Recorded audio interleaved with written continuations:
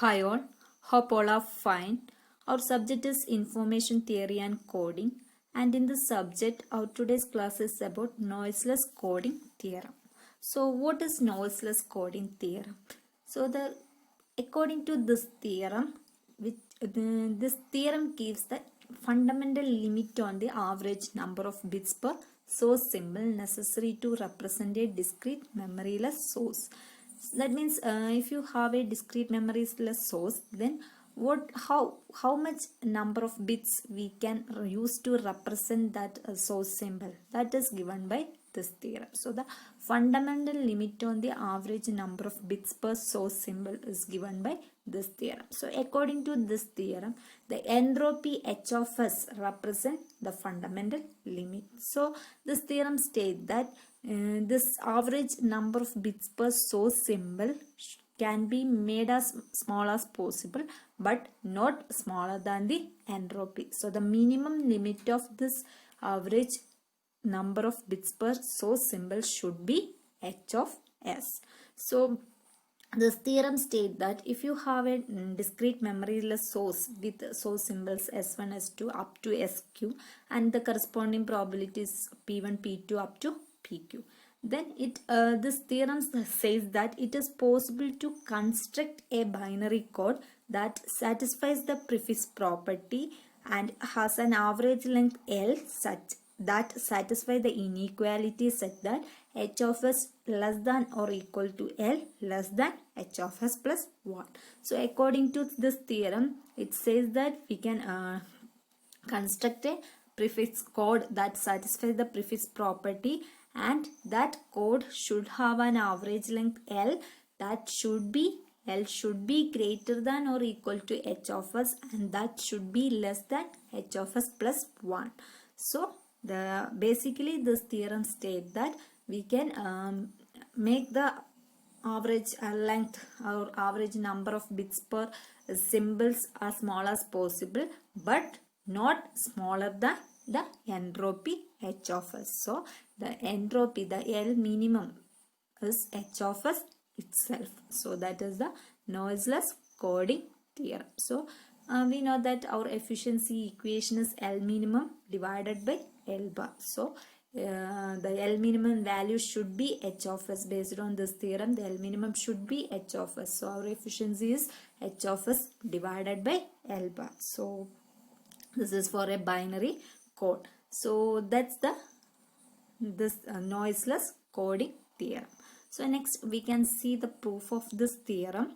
So first we can see one more time what is the statement of this theorem. So it states that the average code word length L bar for any distortionless source encoding scheme for a discrete memoryless source of entropy h of s is bounded as h of s less than or equal to L less than h of s plus 1. So it says that the maximum bound of L should be less than h of s plus 1, and the minimum bound of this L should be h of s itself. So this is called noiseless coding theorem, or Shannon's first theorem, or source coding theorem. So next we can see the proof of this theorem.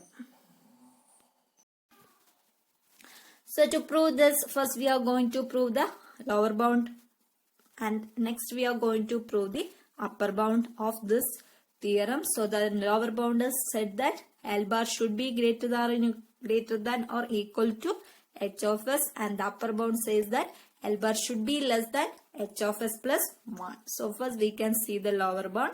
So for that we are considering a source having source symbols or our message symbols s1, s2 up to sq with the probabilities p1, p2 up to pq.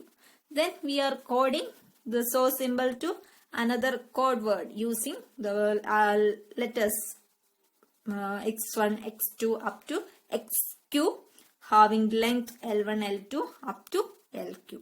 Such that average length is, we know the equation for average length is equal to summation of k equal to 1 to q pk lk, probability into the length, code word length of each coded symbol is is the average length. The summation of this whole is the average length. Then to prove this lower bound, we are taking the condition that h of s minus L bar. So we know what is the expression for h of s and L bar. Then we are subtracting this L bar from this h of s. So you will get it as summation of k equal to 1 to q pk log of 1 by pk to the base 2 minus summation of k equal to 1 to q pk lk. So that's h of s minus L bar. Then we can rewrite this expression as summation of k equal to 1 to q pk log of 1 by pk to the base 2 minus summation of k equal to 1 to q pk. This lk we can write as log of 2 raised to lk to the base 2. So log of 2 raised to lk to the base 2 is lk into log of 2 to the base 2. So log of 2 to the base 2 is 1. So it's again pk into lk. So this lk we are now rewriting as log of 2 raised to lk to the base 2. Then we can rewrite this expression as summation of k equal to 1 to q pk log of 1 by pk to the base 2 plus that second equation is changed as summation of k equal to 1 to q pk. This minus we are taking inside of this log. So this log of 2 raised to minus lk to the base 2. That minus in the outside we are taking inside of this logarithm. So that becomes log of 2 raised to minus lk to the base 2. So log of 2 raised to minus lk to the base 2 is minus lk into log 2 to the base 2. Log 2 to the base 2 is 1. So you will again get minus lk. So that's our representation. Here now we can see that the both expression we have summation of k equal to 1 to q pk. So we can take it outside. So we can take it as common. So you will get summation of k equal to 1 to q pk into log of 1 by pk to the base 2 plus log of 2 raised to minus lk to the base 2. So we can rewrite it as summation of k equal to 1 to q pk into log of 1 by pk to the base 2 plus log of 2 raised to minus lk to the base 2. Then we know that log of 1 by pk is minus log of pk. So you will get log a plus log b format, log a minus log b format. So log a minus log b is log of a by b. So we can rewrite this expression as summation of k equal to 1 to q pk into log of 2 raised to minus lk by pk to the base 2. Next we are using the base changing rule of logarithm. So according to this base changing rule, we can convert this base of 2 to base of e as summation of k equal to 1 to q pk log log of 2 raised to minus lk by pk to the base 2 is changed as log of 2 raised to minus lk by pk to the base e into log e to the base 2. So we can interchange any base. So log of 2 raised to minus lk by pk to the base 2 is changed as log of 2 raised to minus lk by pk to the base e into log e to the base 2. So next we are applying the natural. So now we converted log base 2 to natural logarithm. So now we can apply the natural logarithm property. So according to this, natural log of x should be less than or equal to x minus 1 for all x. So our expression is h of s minus L bar equal to summation of k equal to 1 to q pk log 2 raised to minus lk by pk to the base e into log e to the base 2. So that should be here log e, x is here 2 raised to minus lk by pk. So log e x should be changed as x minus 1. So you will get it as that should be less than or equal to summation of k equal to 1 to q pk log e 2 raised to minus lk by pk should be changed as x minus 1. So 2 raised to minus lk by pk minus 1 remaining is log e to the base 2. So we know after taking LCM this pk cancel, remaining is summation that should be less than or equal to summation of k equal to 1 to q 2 raised to minus lk minus pk into log e to the base 2. Then we can expand the summation. So you will get this expression is less than or equal to this summation of k equal to 1 to q, 2 raised to minus lk minus summation of k equal to 1 to q pk log into log e to the base 2. So in this expression we can see that the summation of k equal to 1 to q, 2 raised to minus lk represent the Kraft inequality. So according to Kraft inequality, to satisfy the prefix property, that value should be less than or equal to 1.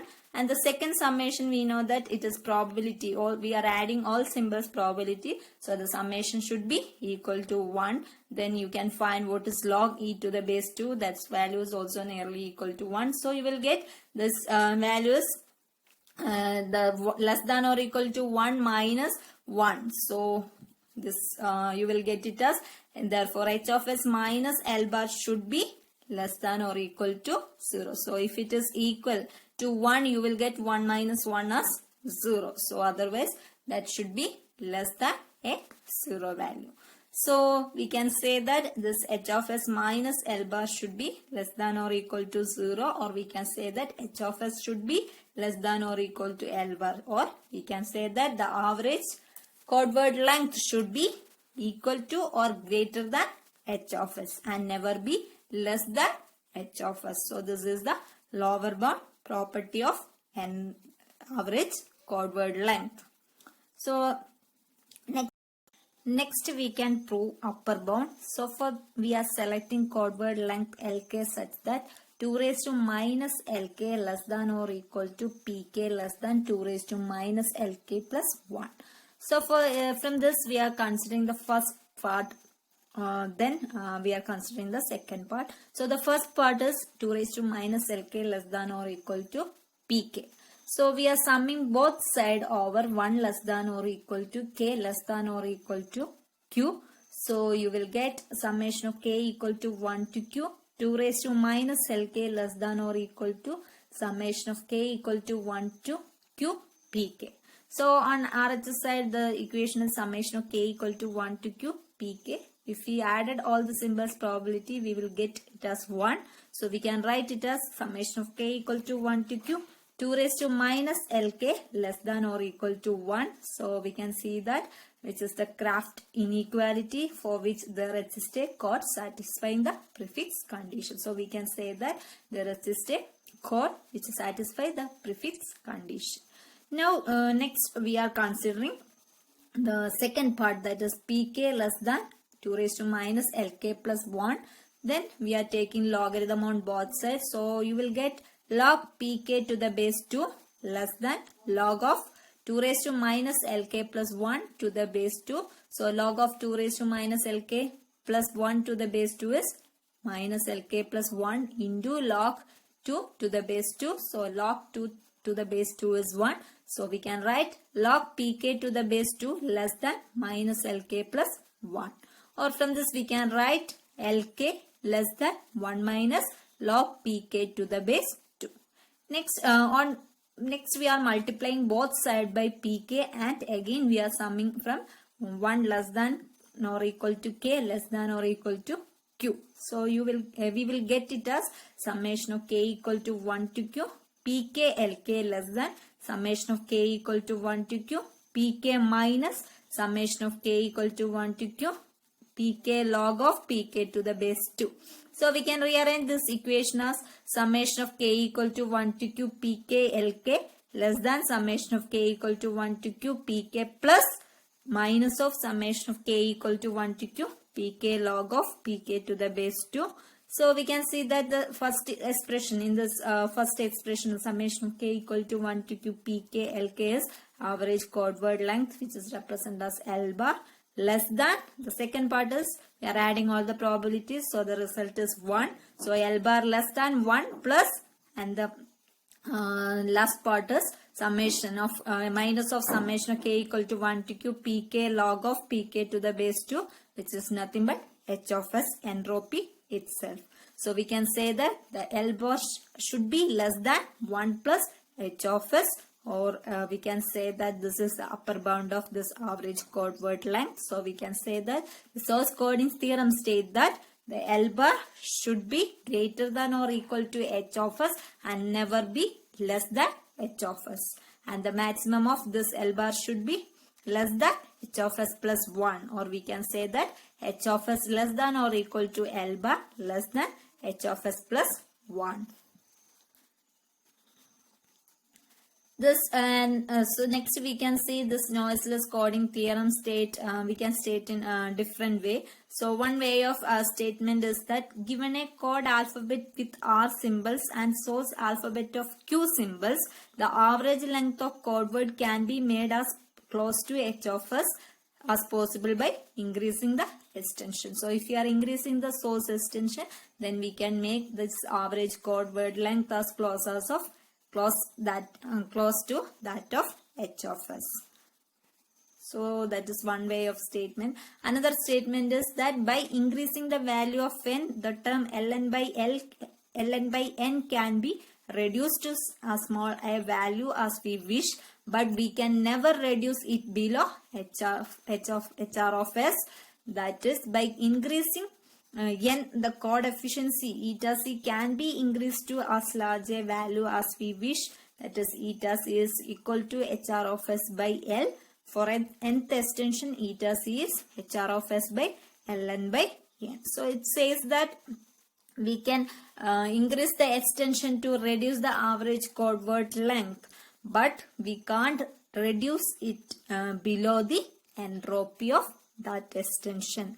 Also, we can increase the efficiency if we are increasing the extension of our source. So this theorem states that source coding theorem says that for any prefix code used to represent the symbols from a source, the minimum number of bits required to represent the source symbols on an average must be at least equal to the entropy of the source. So the minimum number of bits required to represent a source symbol should be at least equal to this entropy, or that should be greater than entropy. So if we found a prefix code that satisfies this average code word length is equal to entropy for a certain source, then we can't do any better. So this theorem also tells us that the source with higher entropy requires on an average more number of bits to represent the source symbols in terms of a prefix code. Or we can define that the efficiency of a prefix code is entropy divided by the average length for binary coding. And this source coding theorem that tells the efficiency of a prefix code that should be, the efficiency should be less than or equal to 1. So for efficient representation of symbols lead to compression of data. So source coding is primarily used to compress the data or image.